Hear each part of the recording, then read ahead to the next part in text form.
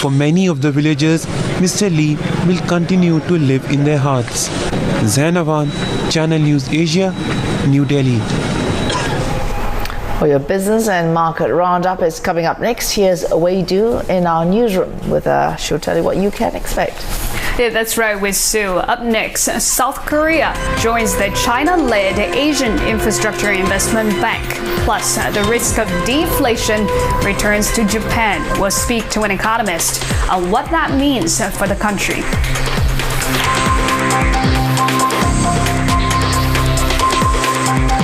Singapore is a meritocracy, and these men have risen to the top by their own merit, their hard work and high performance. If all the 300 were to crash in one jumbo jet, then Singapore will disintegrate.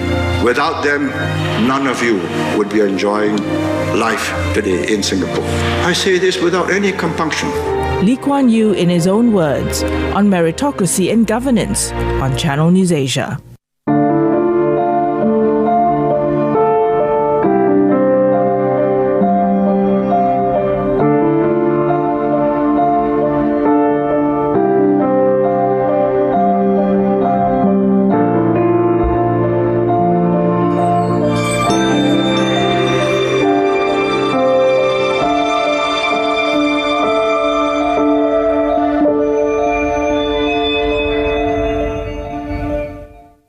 This Saturday, family businesses. Is it time to professionalize? If the professionals can run a better job and can do a better job than I do, they should be running the business and not me. And find out why one class of residential properties are still doing well, even in depressed market conditions. In the integrated development, you enjoy the entire facilities right within your own doorstep. Money Mind, Saturday, 10:30 p.m. Brought to you by Nissan Qashqai. And IG, the world's #1 CFD provider.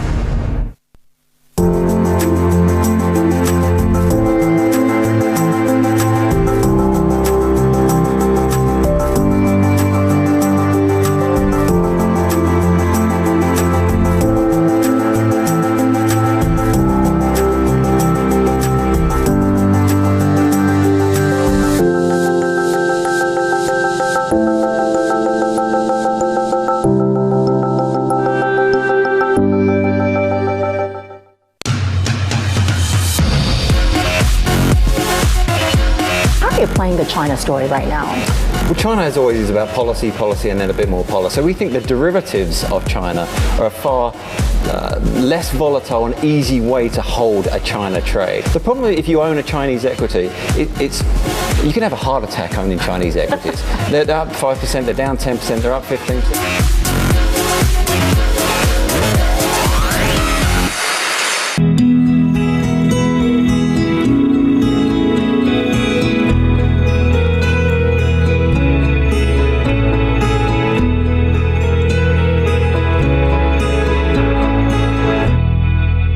This segment is brought to you by Thailand Convention and Exhibition Bureau.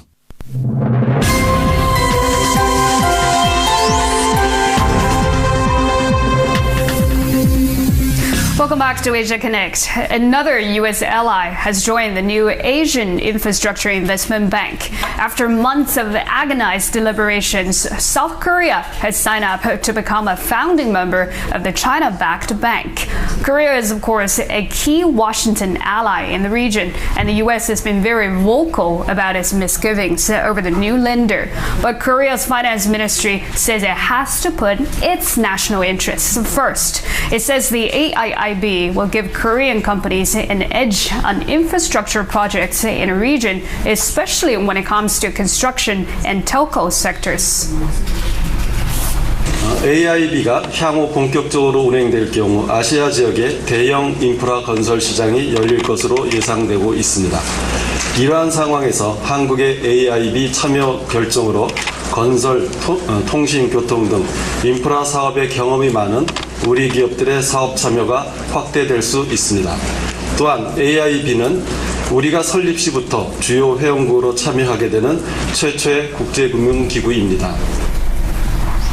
More than 30 countries have expressed interest in joining the $50 billion institution, but Japan continues to sit on the fence. It says it remains cautious and it is in touch with Washington over its decision. Finance Minister Taro Aso also says China hasn't responded to his concerns over the bank's governance. Now, speaking of Japan, the country is once again on the brink of deflation. Consumer prices fell to zero last month. Economists say falling oil prices are the biggest drag, but so is weak demand at home. Now, household consumption continued its downward spiral as retail sales fell a worse than expected 1.8% last month. Some economists say this goes to show that the Bank of Japan can't afford to take its foot up the gas pedal. The BOJ has so far spent $1.3 trillion in bond purchases over the past 2 years.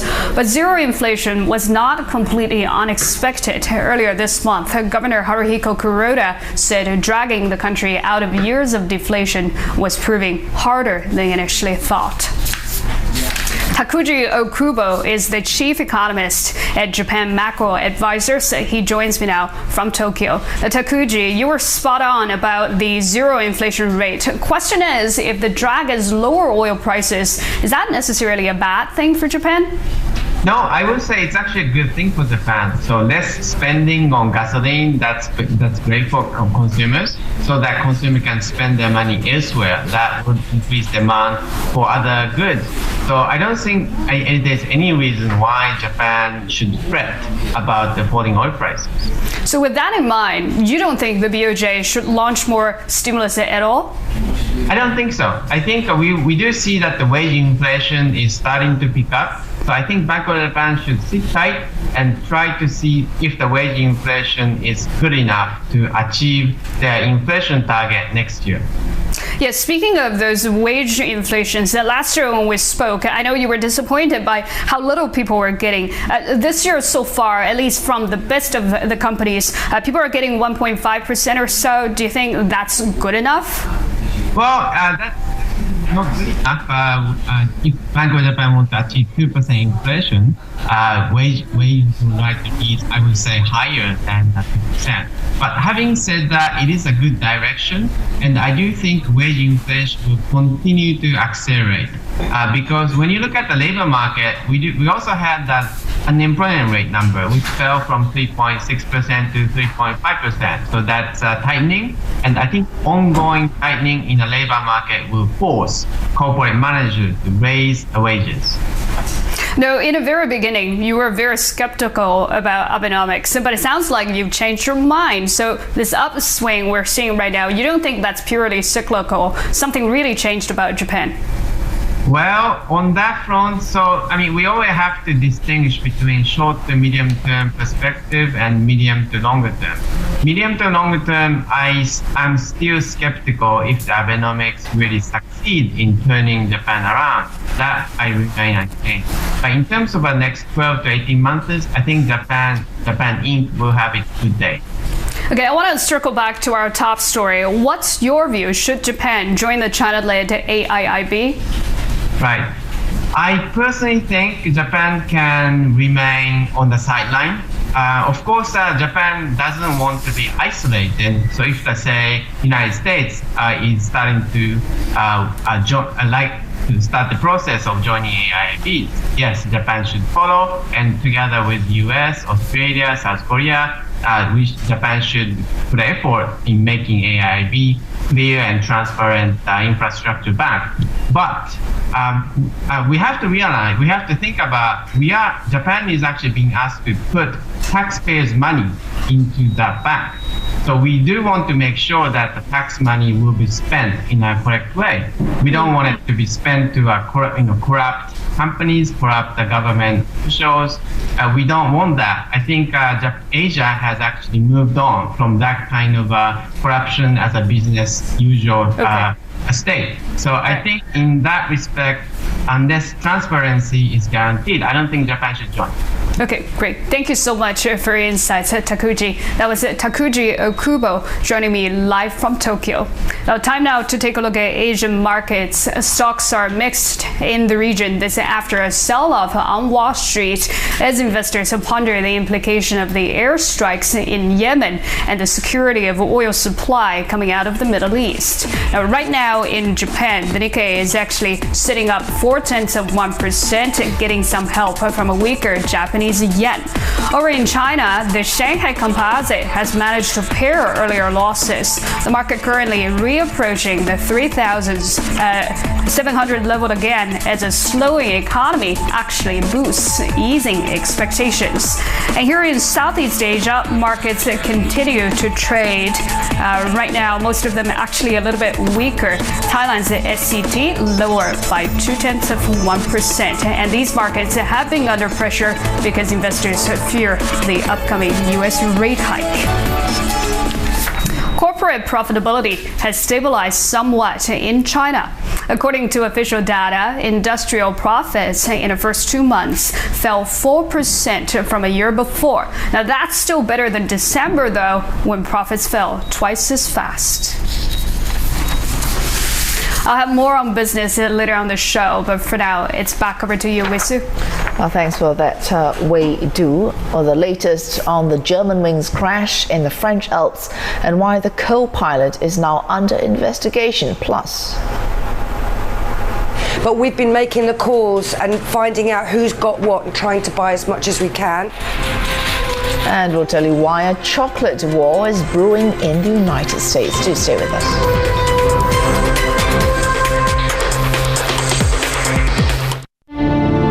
The first of our founding fathers is no more. He inspired us, gave us courage, kept us together, and brought us here. We won't see another man like him. He was the architect behind Singapore's rapid transformation and gave the once fledgling nation hope for the future. How will history remember the man who turned an impossible dream into reality? On Insight tonight at 9:30.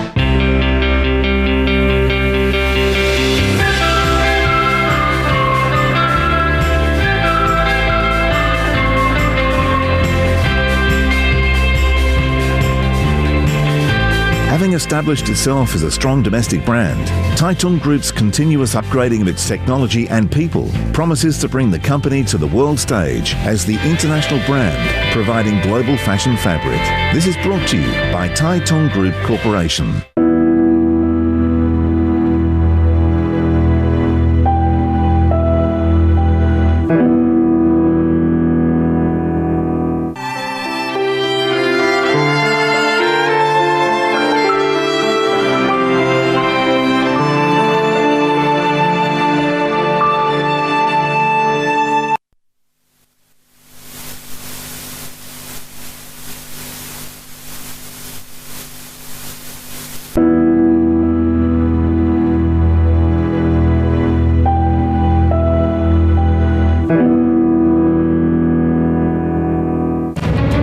Imagine traveling back in time to Singapore's darkest years.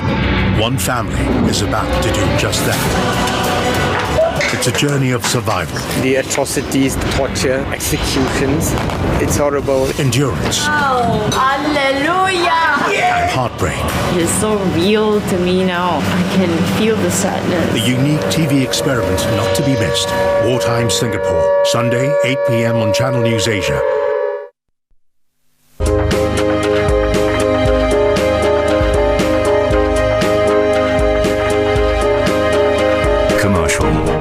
Hospitality, retail, residential.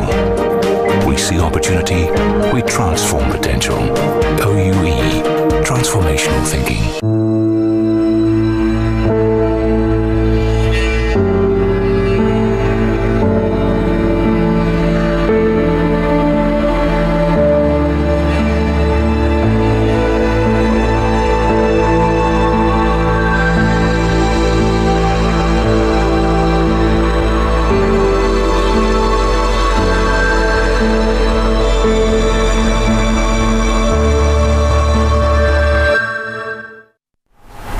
Here's a reminder of our top story. Some 150,000 people are estimated to have paid their last respects to Singapore's first Prime Minister Lee Kuan Yew. The queue for Parliament House starts from the Padang, but members of the public are strongly advised not to join the queue now. And that is because the waiting time today, as of noon, is 8 hours. Members of the public are instead encouraged to visit community sites at 18 locations island-wide to pay their respects to the late Mr. Lee. The lying-in state is open 24 hours a day but will end on Saturday at 8 p.m. Now, if you are going to join the queue, Ho Yini shows us the route there.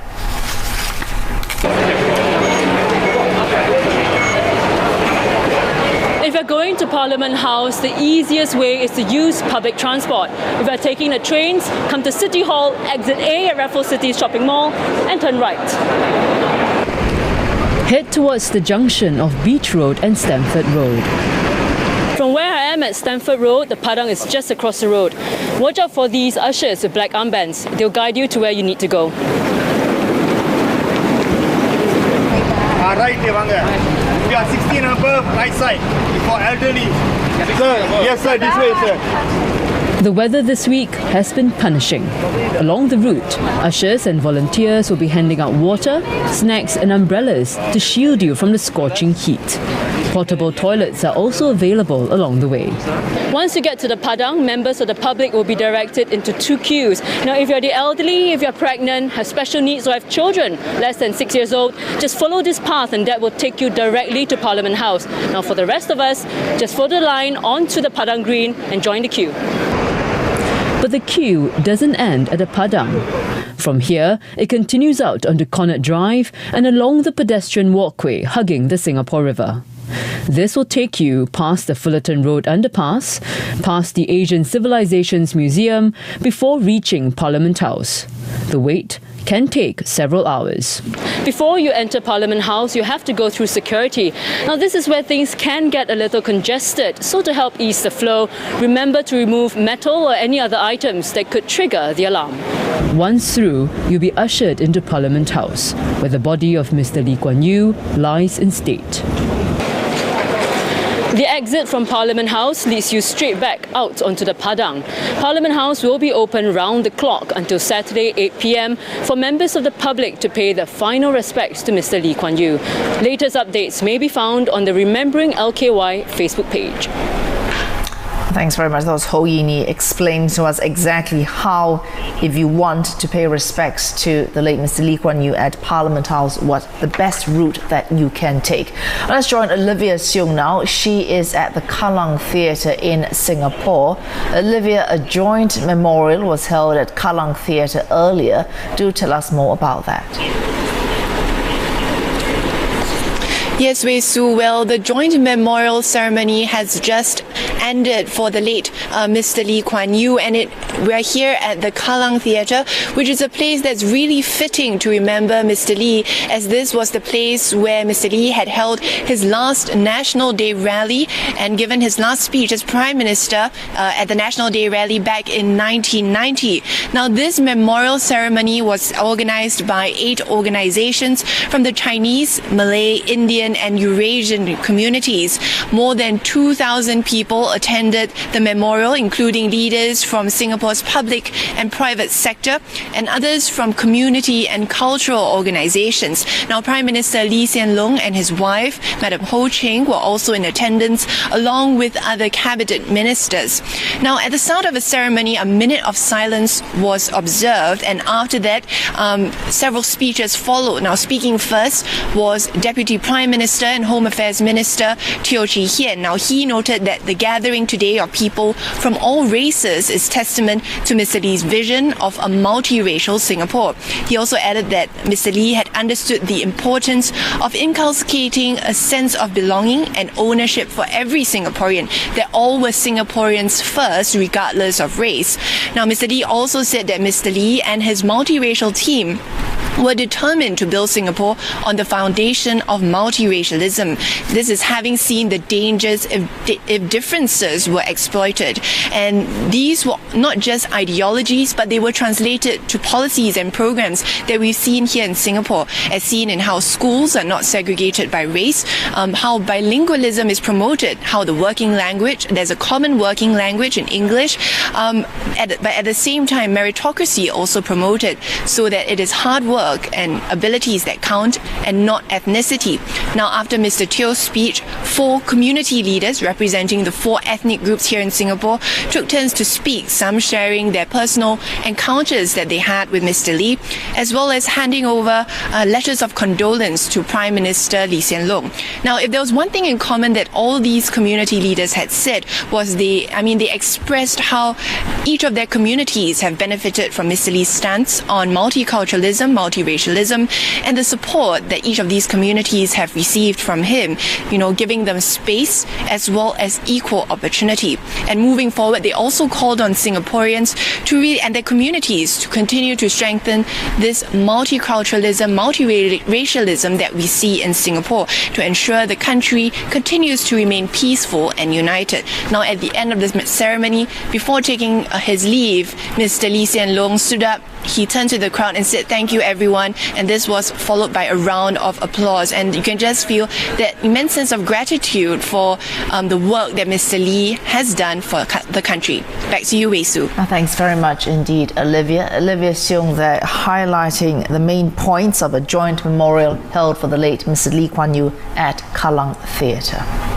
Let's move on to some other news from the rest of the world now. The co-pilot of the Germanwings plane, which crashed in the French Alps on Wednesday, deliberately slammed the plane into the mountain, killing all 150 people on board. This, according to authorities. The cockpit voice recorder shows co-pilot Andres Lubitz locking himself in after the captain left the flight deck. He then manually put the plane into a steep descent. Prosecutors say the captain tried to force his way in, slamming against the cockpit door. But within minutes, the plane crashed. Je pense que les victimes ne se sont rendues compte qu'au dernier moment, au tout dernier moment. Puisque dans la bande audio qu'on écoute, les cris interviennent que juste dans les derniers instants, juste avant l'impact.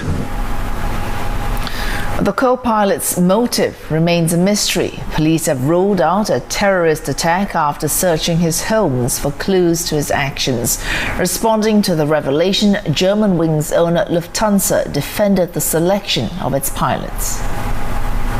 I think it has been a single occasion, but as I mentioned before in German, we will get together with the various experts in the Lufthansa Group Airlines, in the authorities, with our German government to see if our procedures can be refined. Earlier, we spoke with Professor William Waldock from the Embry-Riddle Aeronautical University. He says there is a need to review cockpit security procedures. To be locked out of the cockpit and unable to get back in, especially with the armored doors that are required after 9/11, we need to figure out another way to get access for the crew, so something like this doesn't happen again. The weakest points in pilot selection, we don't do a very good job in screening them for psychological problems or psychiatric problems. And we actually have had a few examples before. In the United States, we a few years ago had a JetBlue captain literally have a mental breakdown in the cockpit. The co-pilot managed to get him out of the cockpit, locked the door, and he couldn't get back in, and he was tackled by some of the passengers, and he ended up in a mental hospital. So obviously it does happen more than once. Several airlines have now introduced a so-called rule of two. That means two pilots must be in the cockpit at all times. Amongst them, Norwegian Air, EasyJet, Air Transat, and all Canadian carriers. The rule is said to be already routine amongst US carriers. Other news, Yemen's President Abdul Rabbu Mansur Hadi has arrived in Saudi Arabia's capital Riyadh after fleeing the conflict in his country. His arrival comes as a Saudi-led coalition continued to launch airstrikes against Shia Houthi rebels who have taken over much of Yemen and driven out President Hadi. In response, the Houthis called the airstrikes a Saudi declaration of war. Their leader Abdul Malik al-Houthi accused the US, Saudi Arabia and Israel of launching a campaign aimed at invading and occupying Yemen. The airstrikes have also sparked protests in Yemen, with online Houthi supporters threatening to storm Saudi Arabia.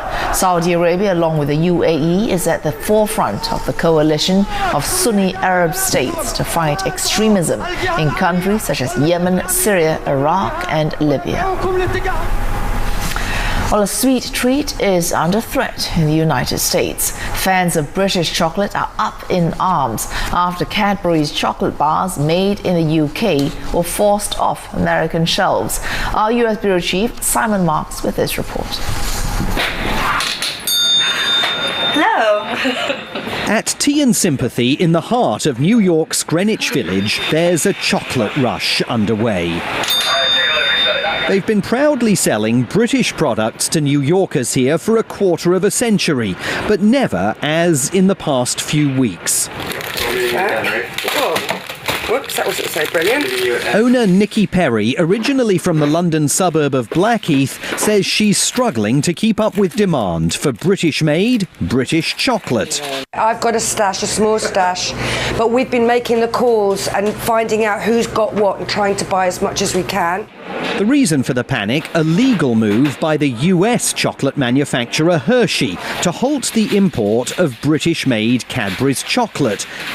Hershey's say they have the exclusive right to the Cadbury's name in America, make their own version of Cadbury's bars in their American factories, and argue imports of the British-made stuff are causing consumer confusion on the shelves of the USA.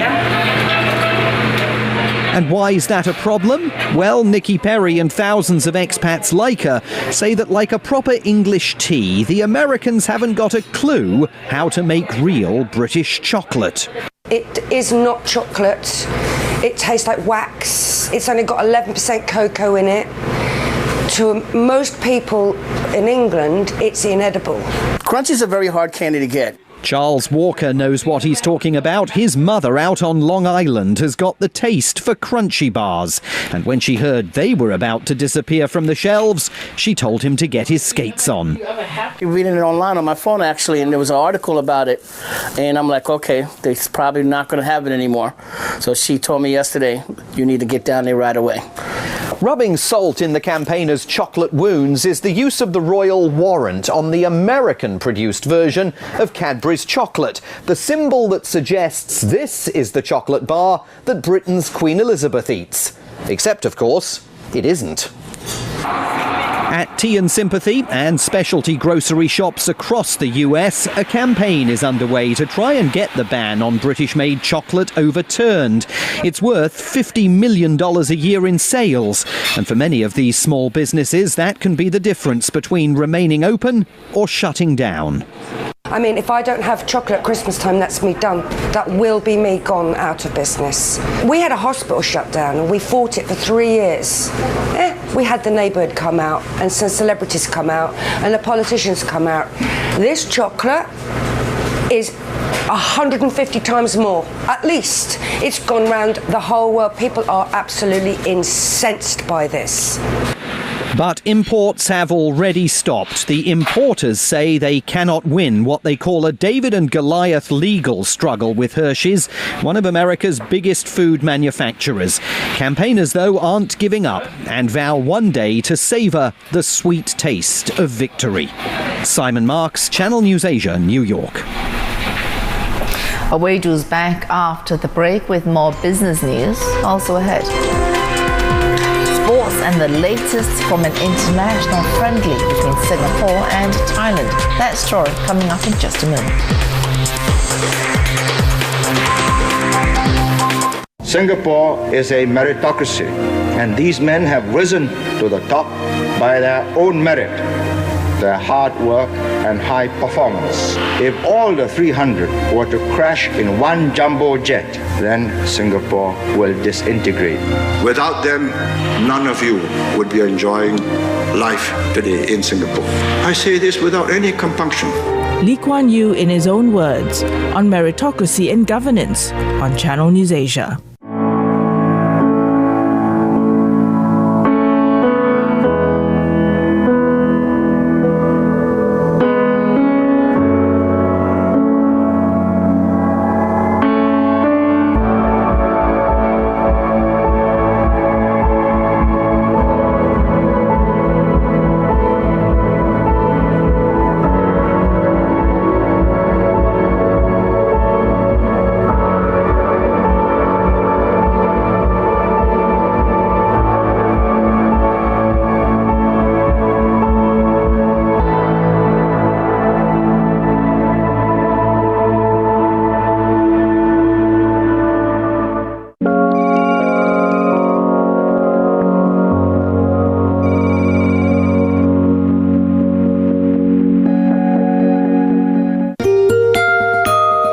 She's fondly remembered by her students from the Nanyang Academy of Fine Arts. She's very patient, very encouraging, and forever cheerful. 她在跟你改的时候呢，她是非常认真的。Of all the teachers at Nanyang, she's the best. She's an artist ahead of her time. Georgette holds a very special place in Singapore's art history, being the first female artist to have achieved such success, and more importantly on the impact and influence that she has had on the development of our artists in Singapore. The life and legacy of Singapore's most prominent female artist on The Worlds of Georgette Chen premieres 29th April on Channel News Asia. Brought to you by the National Gallery, Singapore.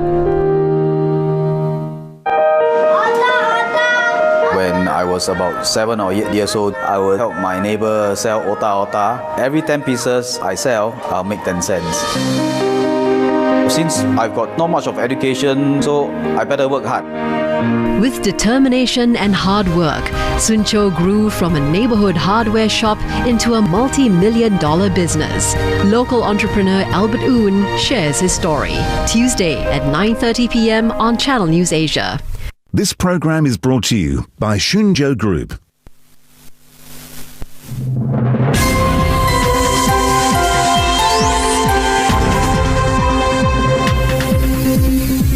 Welcome back to Asia Connect. All eyes are back on a U.S. Fed tonight as Janet Yellen speaks on monetary policy in San Francisco.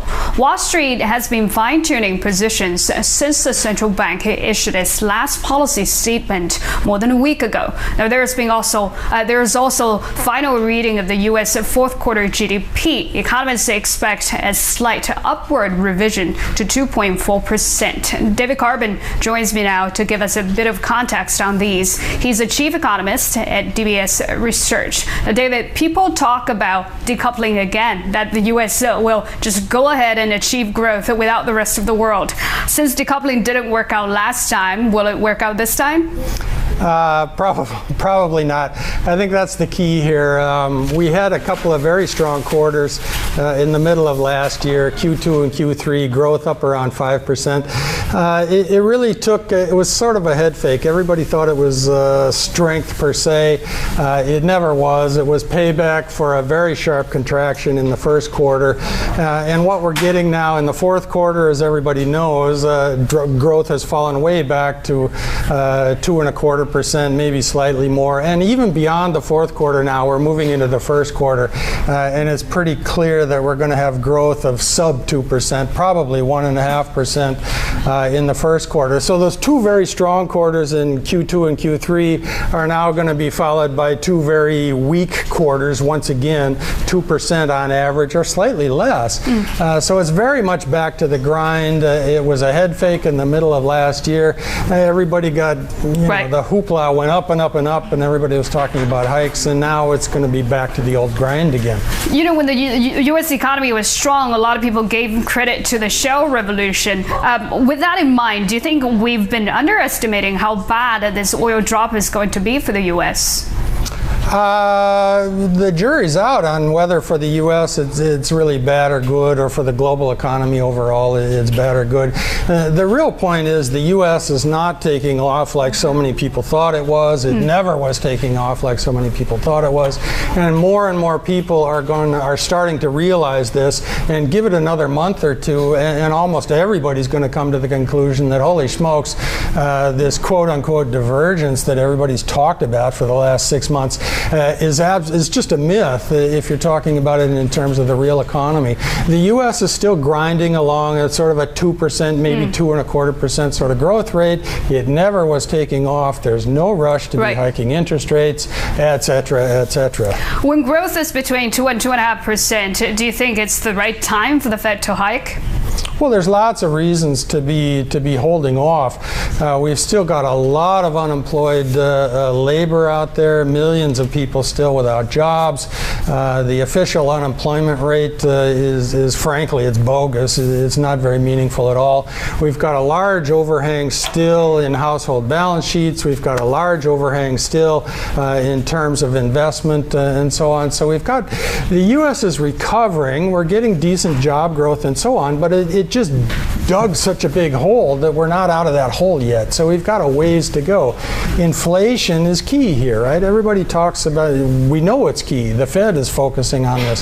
The Fed's favorite index of inflation is the core PCE deflator. And inflation by that measure has been getting slower and slower and slower and slower for 3 full years. This is not something brand new. It's not coming off the weak oil prices. This is something which has been going on for 3 years, and it's still ticking down and down and down. Okay. If inflation's getting lower and lower, there's simply no reason for the Fed to be worried about hiking rates at this point. There's no reason for the Fed to be pursuing this while inflation is going down, let alone running stable or starting to tick back upwards towards its target.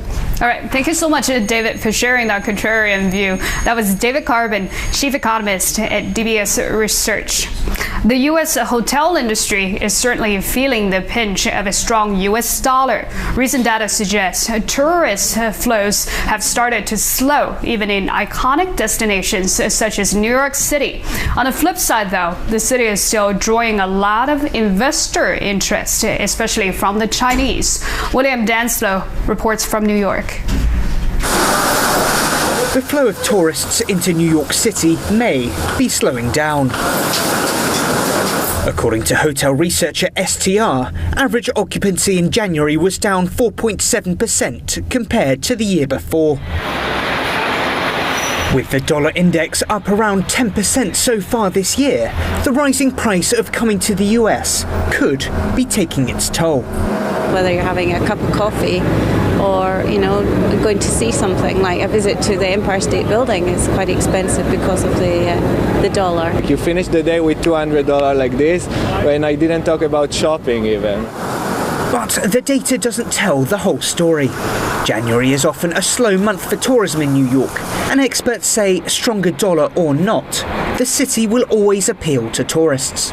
New York City is such a unique destination. In tourism, we would call it a status area. So it's the kind of place where you would really want to go, even if it's going to cost you a little bit more money. Very few cities in the world have the same presence as New York. And for industry expert Hilda Perez Alvarado, she says despite weakness in the global economy, there are still those willing to travel. I think there will be a bit of an offset or a reshifting in terms of the city being less dependent on euro-denominated travelers and more so on the unprecedented growth that we're seeing from other markets. If tourists might be getting cold feet about coming to New York, investors aren't. Over the last 5 years, the number of hotel rooms in the city has grown roughly by 4% annually for the past 5 years. And hotel experts say much of that attention is coming from overseas, especially from China. In 2013, we had offshore buyers account for about 12% of total transaction volume in New York City. Last year, that number increased to 58%. A sign that people around the world still see New York's hotel industry as a long-term investment. Because many holidaymakers book their trips months in advance, it could be a while before we know for sure how much of an impact this strong dollar is having. But many experts are confident that New York will remain a tourist hub, even if it costs a couple of extra dollars. William Denslow, Channel News Asia, New York. And that does it for business on Asia Connect. It's now back over to you, Wisu. Thanks for that update from business. And it's time for sports. And we start with football. And Thailand have beaten Singapore in an international friendly and karat. Both teams wore black armbands and held a minute's silence before kickoff in memory of Singapore's first Prime Minister, Mr. Lee Kuan Yew, who passed away earlier in the week. Thailand had the first chance in the 15th minute, but Jakapan Ponsai shot wide. 12 minutes later, Muhammad Sahil came close to putting the visitors ahead. The match looked to be heading towards a scoreless outcome until the 87th minute, when Sitinin Pukom headed the home side in front from a free kick. Thailand then added a second in stoppage time when Poklor Anand flicked the ball over goalkeeper Muhammad Izwan. 2-0 the final score. In other international friendlies played, France have lost at home to Brazil. Raphael Varane had the French in front on 22 minutes, as 3 second-half goals from Oscar Neymar and Luis Gustavo gave the South Americans the win. Iran dented Chile's Copa American preparations with a well-deserved 2-0 win at the NV Arena in Austria. Ivory Coast began life as African champions with a 2-0 home victory over Angola. And Manchester United's Radamel Falcao scored twice in 5 minutes as Colombia crushed Bahrain 6-0 in Rifa. Defending champion Marc Marquez topped the timesheets as the first free practice session of the 2015 MotoGP season took place in Qatar. The Spanish star posted a lap time of 1 minute 55.281 seconds on his Repsol Honda to go fastest. He edged ahead of teammate and compatriot Dani Pedrosa, who finished second by 0.07 of a second.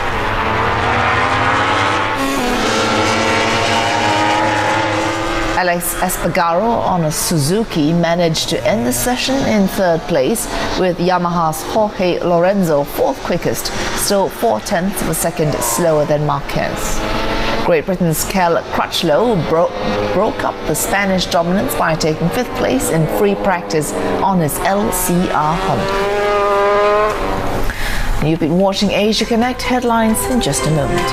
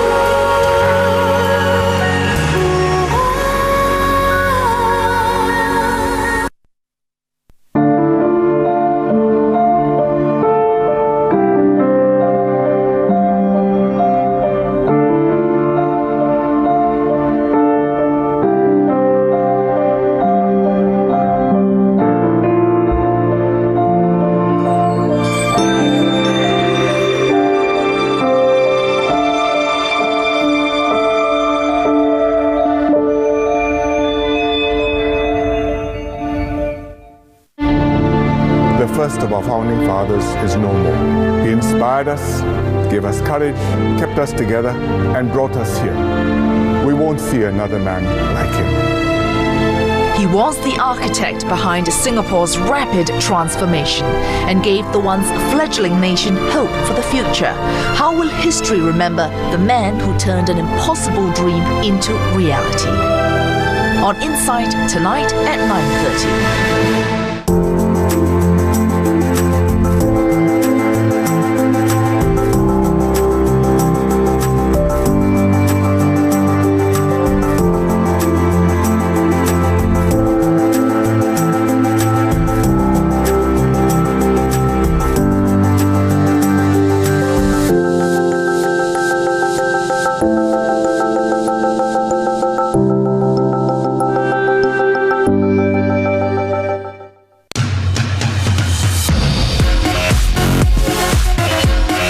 Playing the China story right now? Well, China is always about policy, and then a bit more policy. So we think the derivatives of China are a far less volatile and easy way to hold a China trade. The problem is if you own a Chinese equity, you can have a heart attack owning Chinese equities. They're up 5%, they're down 10%, they're up 15%.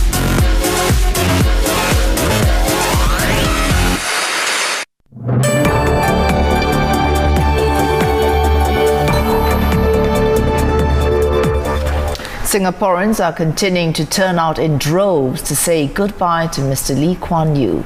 Close to 150,000 people have paid their respects at Parliament House since Wednesday. As of noon today, the waiting time is about 8 hours. People are strongly advised not to join the queue for now. There are 18 community sites island-wide where the public can pay their respects. The lying-in state is open 24 hours a day, but will end on Saturday at 8 p.m. Investigators say the pilot of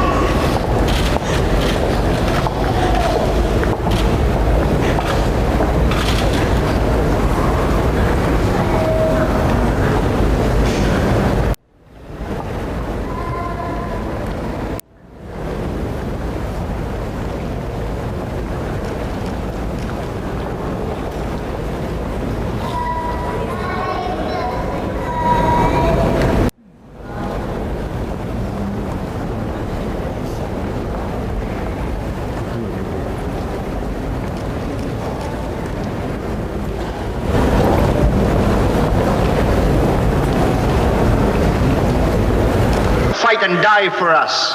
The troops here, whether they are Australians and New Zealanders, plus the British, the Commonwealth Brigade, is not going to fight the kind of war the Americans have fought in Vietnam. And that is the kind of a war which we may well be confronted with. And right away, we will take action, and we are taking action against all this incipient terrorism. We cannot let it grow. We've got to get Singapore so organized that any illegal, any illicit immigration, any illicit terrorist or saboteur must be discovered. This is the first time we meet here and allow what I'm saying to you and your responses, because what I'm saying to you is as important as your response to what I'm saying to you. And it's going on live. For 5 years we have met here and spoken privately. I think we cannot go on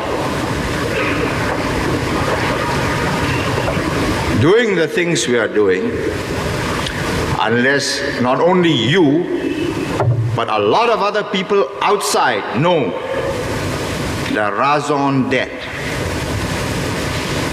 the background, the reasons, the problems which we can only hint at. It's my job, my colleagues and I, naturally we like to be popular. Everybody likes to be friendly, nice, pleasant, charitable, helpful minister, particularly the Prime Minister. Then everybody says, nice man, he says. But to be kind to you and your children, sometimes we have to take a very sharp knife and we go through the movements and say, look, don't do that. Or I'll have to, this will have to be used. And alas, for money and other considerations, they force us to use it. But at the end of the day, you are better off, because nobody will believe that they can tinker with this place. We cannot allow it. And we have got enough nous in us to believe, we were brought up the hard way. We fought the communists, and they are real tough, Lim Chin Siong used to sleep on top of a desk in Middle Road to show how dedicated he is. He says Lee is a bourgeois chap. How he can't sleep on top of a desk? He needs a mattress. So he thought that he could, he'll eat us up. We are softies. He was wrong. That's why he's in England, and we've given him a scholarship to study in order to do accountancy. But we learned one thing: no hostages to fortune.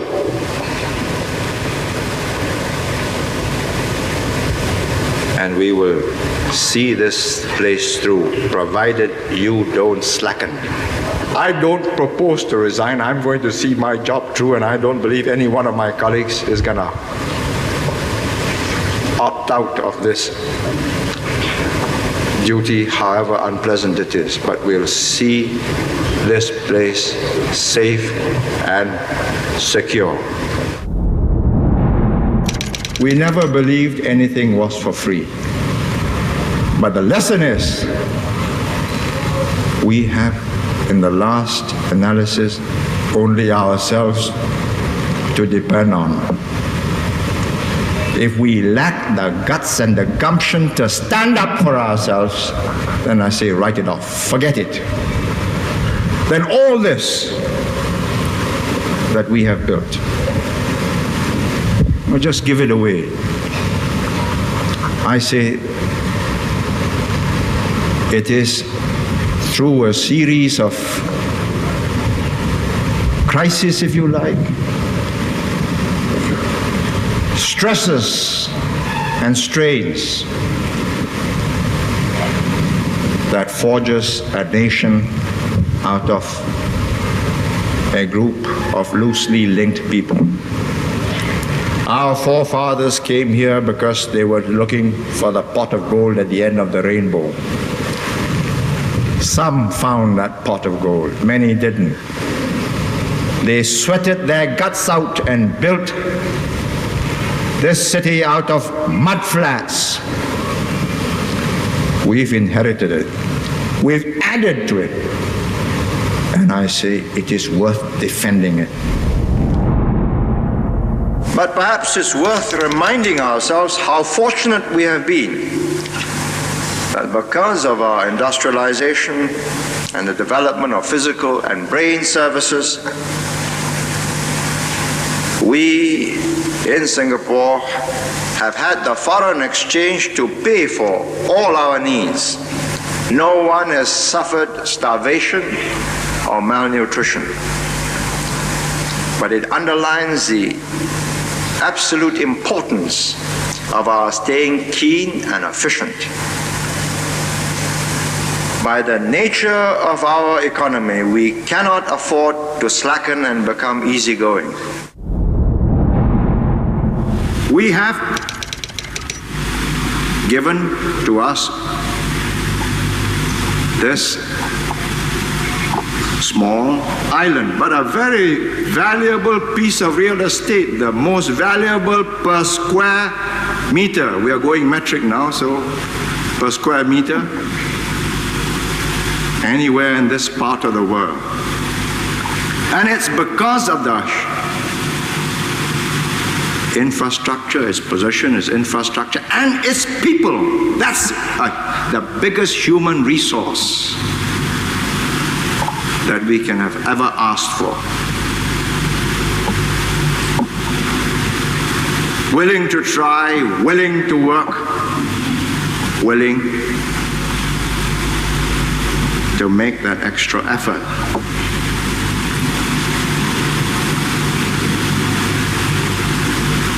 And it does not matter if people spread rumors and say, you know, it's utter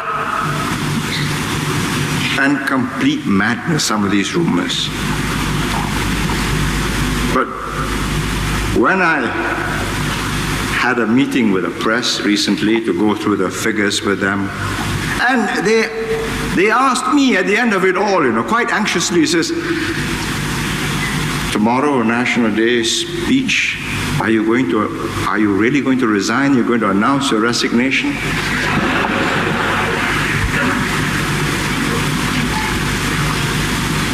You've heard the others.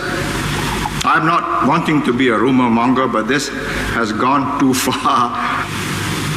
All the time, the direction is your confidence. That's the target. Your morale, your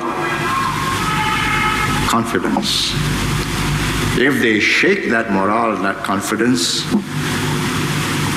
I'm glad to know that they believe that if I'm going to resign, that will shake confidence. It's a great compliment to me. In which case I shall disappoint them, and I intend to stay and see my job through.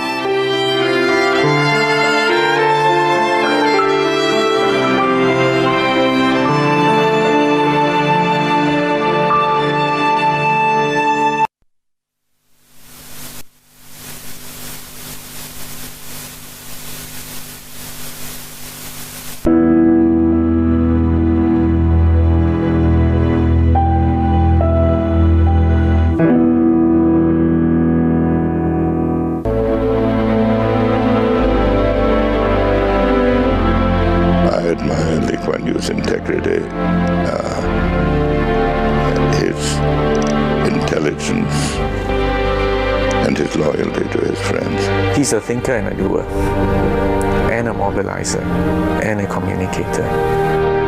He has all those attributes in abundance. He is a man with a formidable intellect and considerable charisma, if not charm.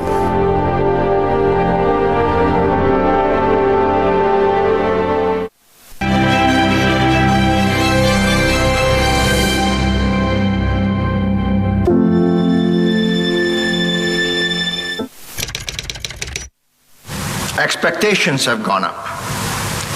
Unconsciously, we entered into the free spending consumer society of the West. Parents spoiled their children. Better clothes, better food, better housing, and expecting. All the time, the expectation goes up and up and up, believing that this is always going to be up the escalator. If you want to do good to your children, don't pamper them. Just because you had a hard life, you've got the discipline, you've got the thrift, you've got the industry, you shower on them what you didn't have. It's a different world. In many respects, it's a better world. I much prefer this than what we had in '65. Now, these 11 years have brought great changes in our society. Changes in dress styles, which are obvious, in spending habits, which are fairly obvious, but more important, in attitudes towards the kind of jobs people want. Certain jobs are not considered desirable because workers prefer less pay and better conditions of work, like air-conditioned hotels, shops, offices, to climbing up a multi-story building under construction. We've got to try and change these attitudes. A whole generation has striven since the 50s to make Singapore what it is today. A younger generation is taking this as norm, and I hope will lift it further up the face of the cliff. And for that, you need to have people with determination, ambition, and high expectations, and the will to work to achieve the expectations. So, I want to alert you that the going is going to get tougher. It's like mountaineering, you see. The higher you climb, the more exhilarating it is. But the tougher it is to climb up higher because there's less oxygen in the air. Which makes me come to my next point, namely the expectations of our young, expectations which parents encourage. Now, insofar as these expectations, set your sights high, I say fine. Work hard, get a good education, reach out for the stars. But settle for what you can be.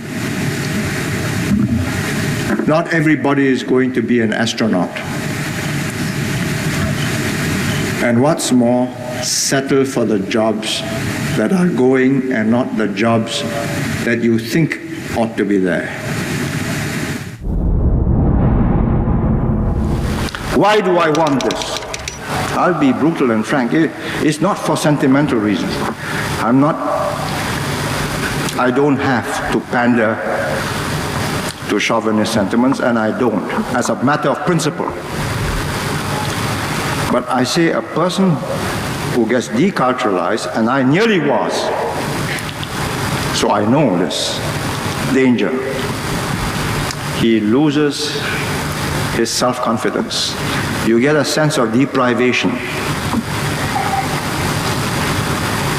For optimum performance, a man must know himself, know the world. He must know where he stands. We dared to achieve. That's what we had the courage to do. People wrote us off in 1965, said no chance. We couldn't accept that verdict. We said we'll make it. And the people had the guts and the gumption, and the government provided practical policies. That combination worked. New problems are coming. They can be solved. They will be solved. And the nub of the problem for a continual solving of these problems is to find new problem solvers, because you know we are not indestructible. Comes a time when the baton must be handed over.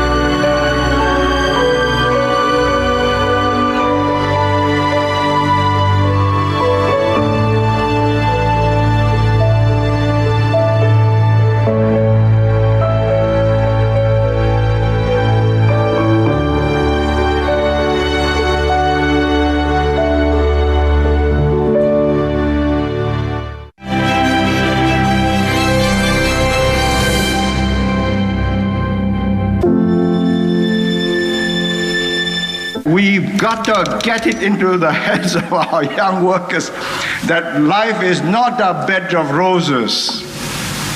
This generation has never known unemployment.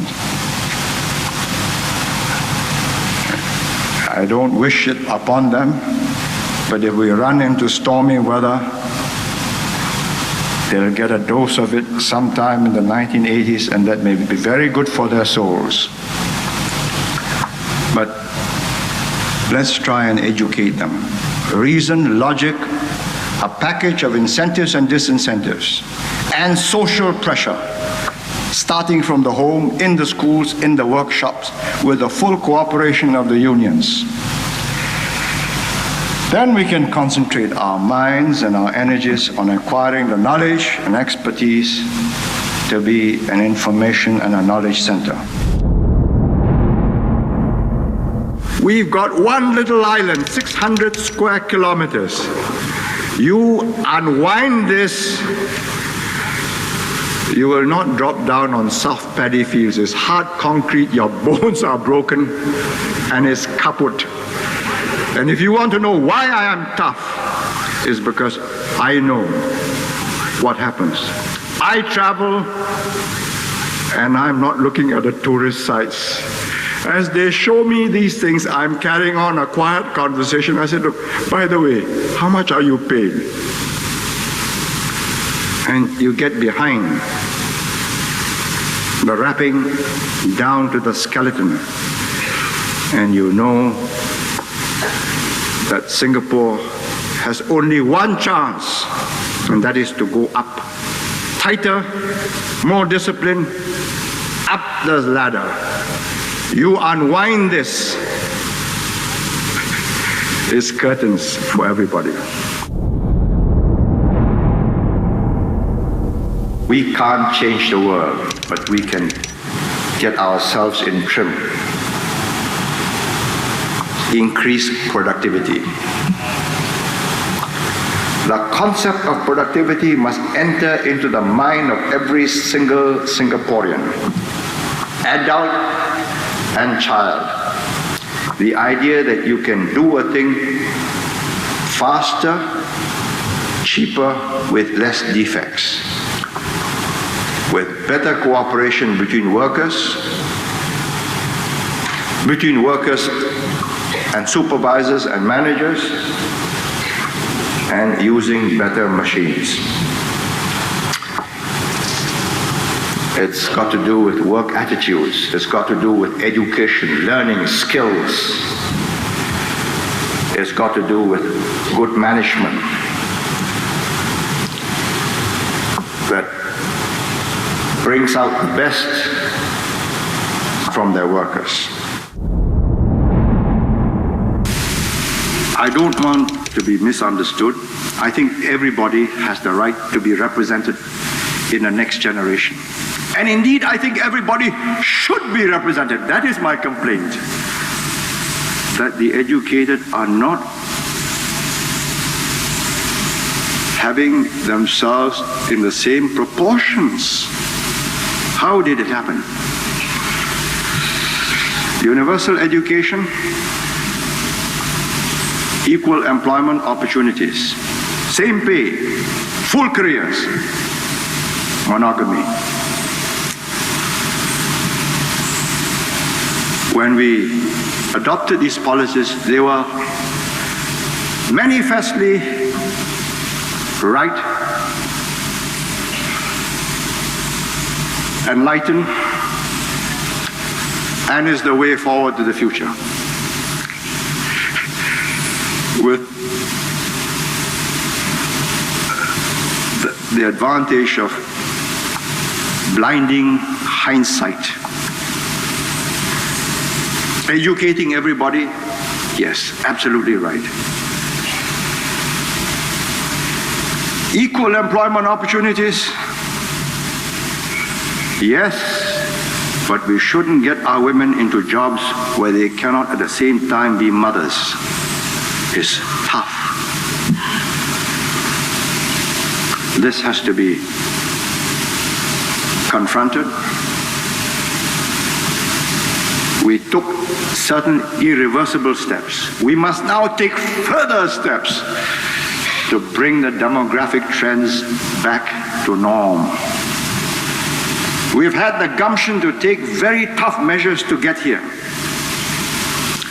And we've got to think out some very difficult but equally effective measures to make sure that we are in a sounder position 20 years and more from now. I learned one thing from my 25 years in government, 25 next June. If you don't attack a problem, your chances of resolving it, if you pretend that the problem will solve itself, when it isn't, it's getting worse, you are in trouble. I would be less than frank if I said that all this change was smooth and plain sailing. It's not.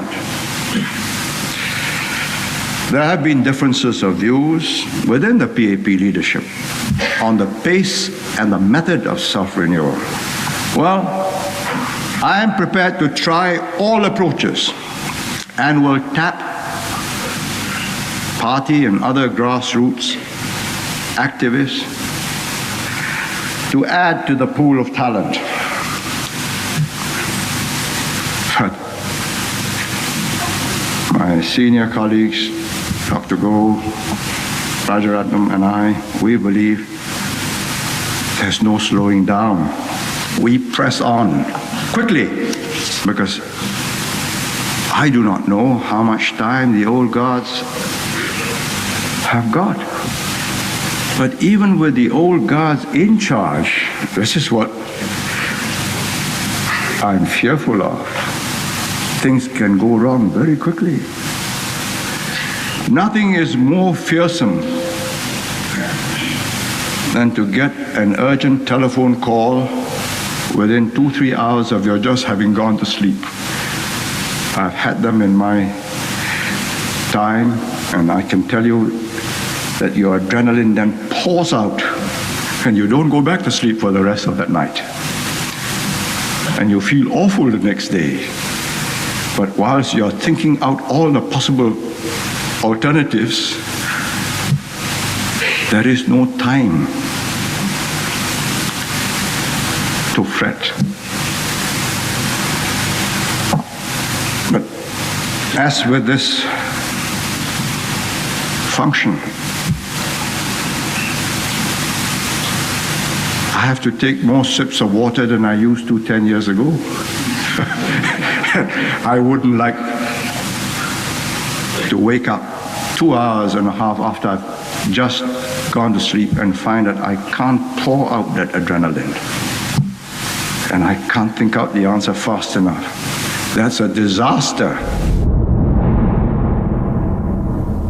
I'm accused often of interfering in private lives of citizens. Yes. If I did not, had I not done that, we wouldn't be here today. We'd be the old Singapore, speaking 4 languages, not interacting. We wouldn't have them all living in the same new towns, learning to be good neighbors. I don't think we would be here. Everybody thought Saturday last week was a great success. What made it possible? Because after 27 years since 59, the compare, the announcements could be in English and the whole stadium understood. And they responded as one. They could sing together. You know, we couldn't sing together. We sang different songs in different languages. And it was almost immutable, unchangeable. We had to change it very carefully, gradually. 27 years to move into one working language without coercion. Very slow, isn't it? And I say without the slightest remorse that we wouldn't be here, we would not have made the economic progress if we had not intervened on very personal matters. Who your neighbor is, how you live, the noise you make, how you spit or where you spit, or what language you use.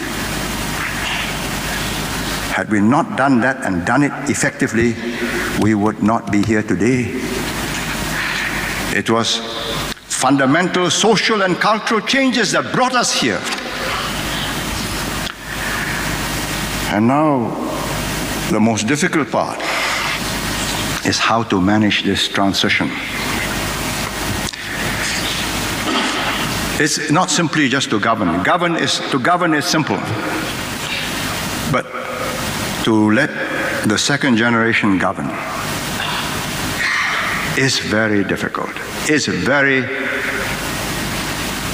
delicate. Because if it goes wrong, I'm still responsible. If the ball gets shot into the goal, I'm the goalkeeper.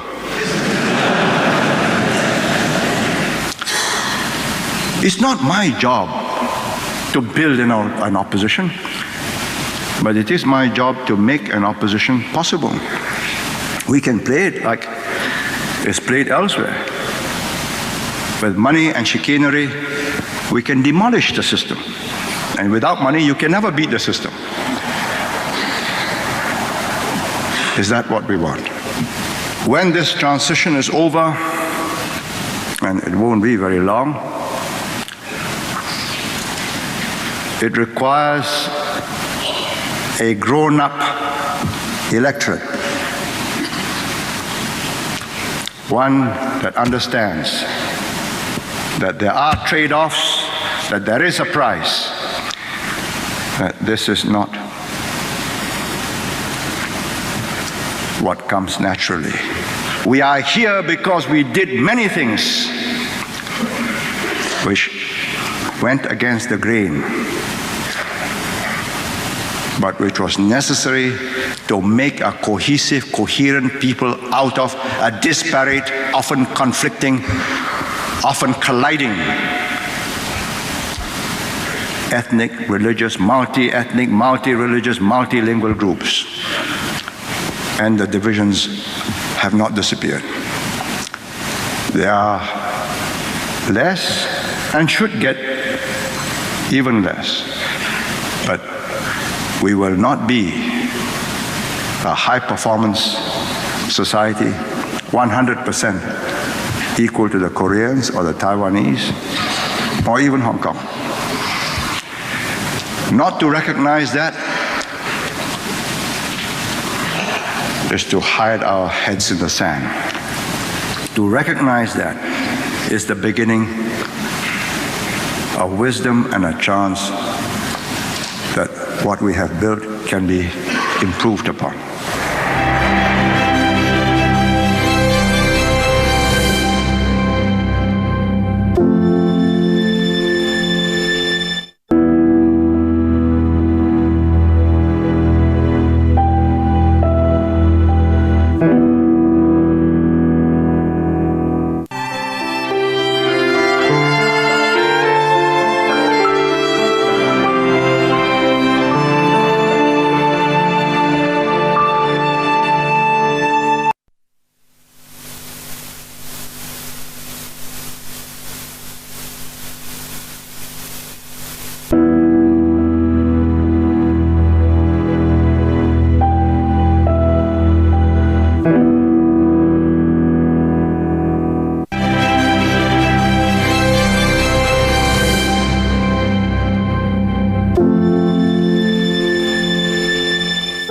We are not just another country.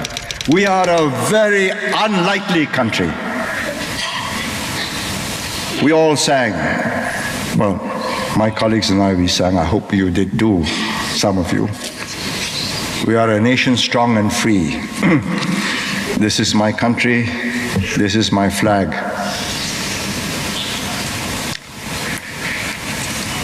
We are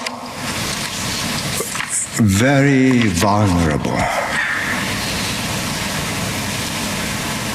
If I tell you this, some of you may say, oh, of course, the Prime Minister must say this because he wants us all to shut up and be quiet, peaceful, docile citizens. No. There is a certain element of chance that goes with change, that makes prediction of the future difficult. To get economic progress, you must solve the political equation. And do not assume that Singapore is like any other country. It isn't. It's very special even within ASEAN. It's very small and very vulnerable. And the more successful we are, the more vulnerable we become. It's a contradiction in terms. If you're not successful, people say, oh, well, poor chaps, have pity on them. But do you want people to have pity on you? But supposing they envy you, that's also troublesome. But we want to be friends.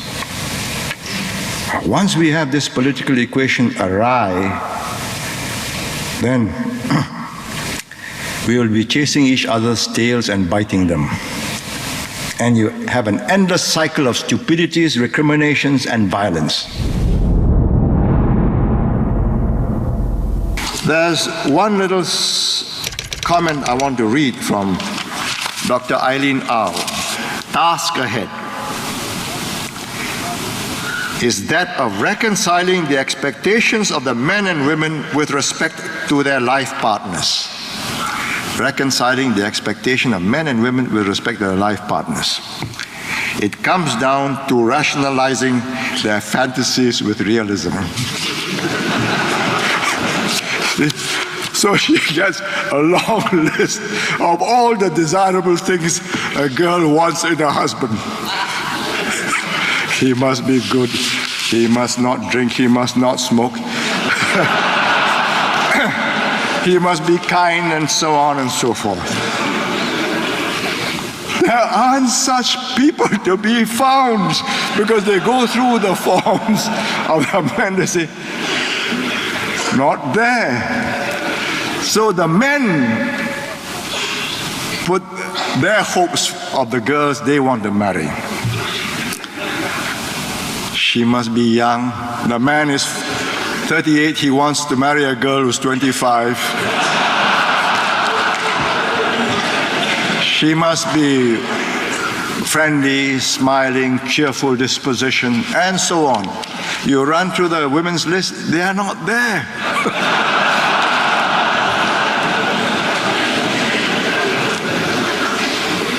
Let's settle for what we are. You look at your brother, look at your cousins, that's what's on the market.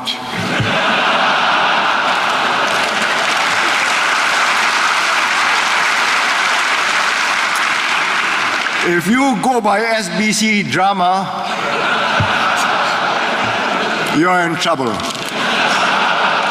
You will spend the rest of your life looking for a dream husband who isn't there, and for a girl that does not exist except with very careful makeup.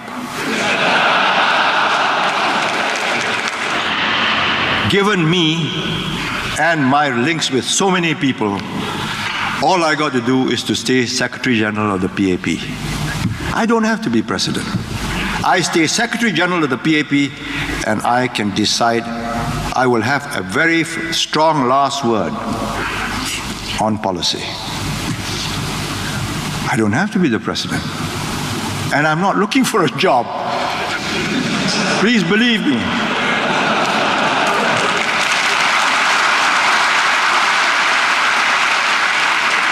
I commend this because it is good for Singapore. To those who, I think Rajaratnam has been egging me to say this. Actually, it's not, I didn't think it was worth my saying it. But he said, you better say so. You might as well disappoint them now. He says, all this is really to get rid of me, you see. Get me out of the way.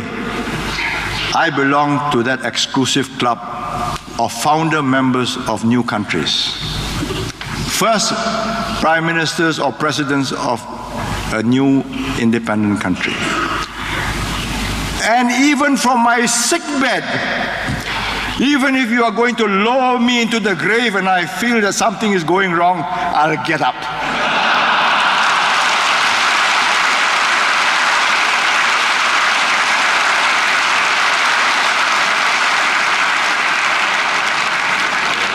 Those who believe that when I have left the government as Prime Minister, that I've gone into permanent retirement, really should have their heads examined. Remember this. Good ministers are not just those who kiss babies and smile and have dialogue sessions. You can have endless dialogue sessions. It's very good. You keep on listening and so on. It means at the end taking very tough, very unpleasant, very unpopular decisions and still smiling and still explaining. And finally pointing out, see, we are turning the corner. The figures prove it. That's what government is about. You must be prepared to have bones broken and blood spilled. There are sometimes no way out. And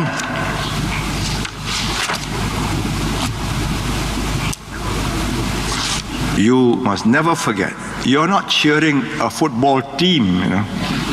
So if the team loses, you go home. You are cheering yourselves. If your team loses, that's kaput for you. If we had lost, you would not be here today. There was no way in which anybody could tell us that we would get out of it. But we knew we had to do what was right, namely stand by what we have agreed in the Constitution. And we did, regardless of costs. And because the people supported us, therefore we succeeded. It just wasn't guts on our part. It was guts on the part of a total population. A total population refused to be cowed. We gave them the courage. We drummed up the music, but the people stiffened their backs. And that's the way it has to be done. You want them to perform, please remember, it's not smiling and kissing babies and patting people on the back all the time. There are times when a very good firm karate chop is necessary. And deliver it cleanly. Don't have two chops where one will do. That's the reason why I have the minimum number of people suffering from karate chops. To build a country, you need passion.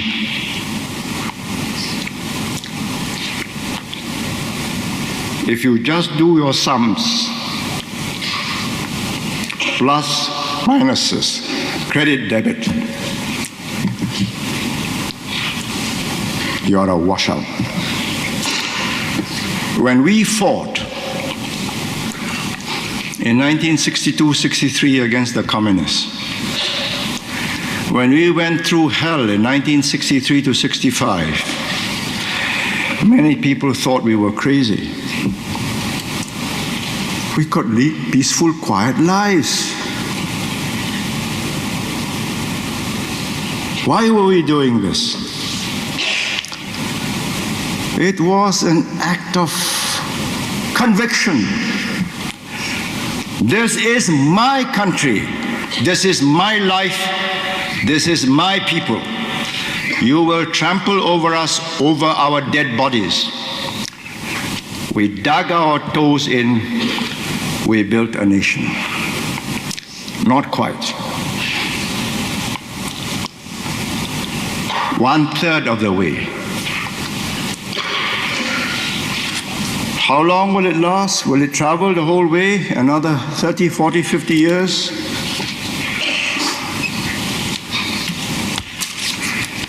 My generation won't see it through.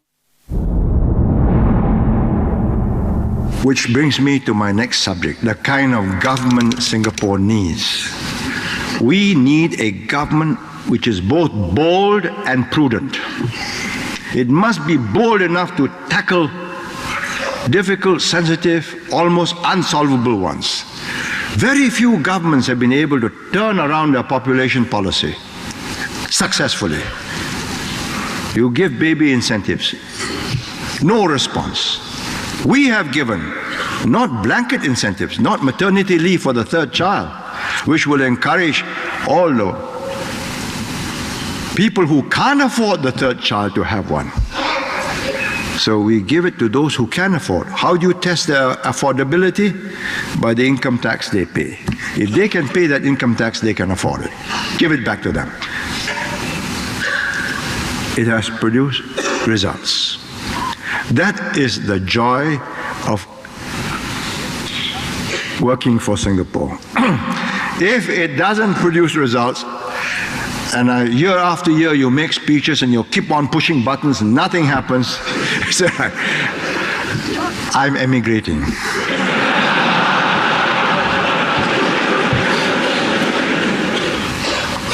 Given a choice, we wanted to be part of a larger whole called Malaysia.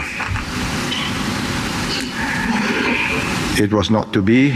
This is what we have. We make it work. And I think if we got that will, we will make it work. Those who are faint-hearted, well, there's the exit for you. It will always be an open country. You can move in, you can move out. There is no other way in which we can live. What made the difference in Singapore was that a group of men in 1963, 64, 65, when we were in Malaysia, we decided that we are going to live only one life. We must die. If we have to die, we will die for a cause worthy of our lives. That made Singapore possible. We couldn't be placated and settle for less. To settle personally for a way out for yourself was easy. And generous exits, golden parachutes, golden handshakes were in abundance. But that broke a trust we had. That made Singapore possible. So the final message I give to Singaporeans is, your future really depends on what you make of it.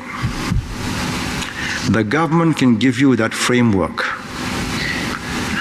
can give expression to the will of a people, but the people must have their will.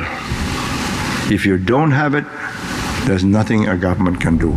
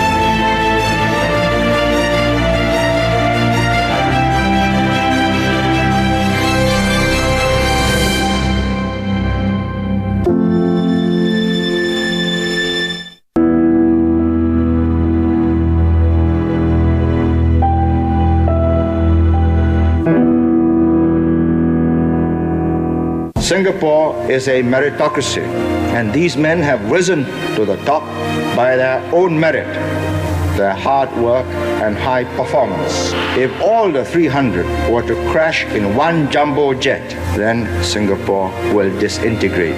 Without them, none of you would be enjoying life today in Singapore. I say this without any compunction. Lee Kuan Yew in his own words on meritocracy and governance on Channel News Asia. Singapore is a very small country, but his influence reaches far beyond Singapore, far beyond the ASEAN countries, far beyond China and Japan, about which he knows a great deal, and goes all across Europe and across the United States. So I think of him as a global leader. Lee Kuan Yew is a statesman in his own area and in the Asia context generally, but also on a world scale. He's very well known in the United States and throughout Europe. In South Africa, he's invited everywhere. And people go to Singapore, I go to Singapore in considerable part to see him. Well, when I think of Mr. Lee Kuan Yew, I think that everyone, in fact, everyone in the world, of importance, regard him as one of the great Asian leaders in the last half of the 20th century. 李总理啊，他是一个智慧极高，一个坦诚坚定，同时他非常有抱负。他这个抱负的这个做法同这个排列，所以实在是一个当时我讲是个鲜明的政治领袖，所以他不仅是在新加坡深得人望，并在世界上他的声望，他国家虽小，他个人的政治声望在世界的政治领域呢，那是非常高的。Lee Kuan Yew, in my opinion, was one of the foremost statesmen of his century. Really, very, very remarkable man. Of course, he's got a considerable intellect. I mean, a brilliant mind. But he was a man of such a broad intellect that he could pick up a topic and talk to anybody about anything under the sun. Fascinating man. You say Lee Kuan Yew, everybody knows who he is. You say Singapore, some people do not know where we are, right? But this is a brand that is, I think multinationals would love to have, I mean, you have Microsoft, you have Google, but Lee Kuan Yew is almost like a man unto himself. I think that's the beauty of what Singapore has. Although we are a small country, what we have managed to throw up, we have thrown up a brand like Mr. Lee Kuan Yew.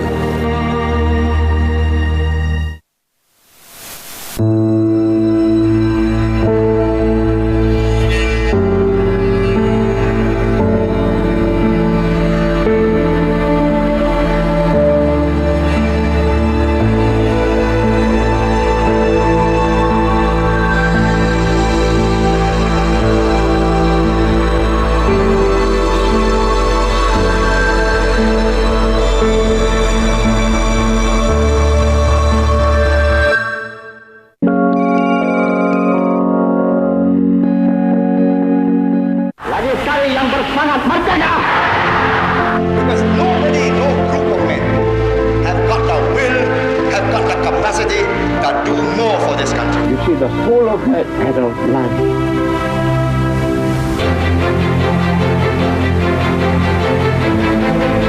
And he had the courage to say, no, we change course. Those who believe that when I have left the government as Prime Minister, that I've gone into permanent retirement, really should have their heads examined. This is my country.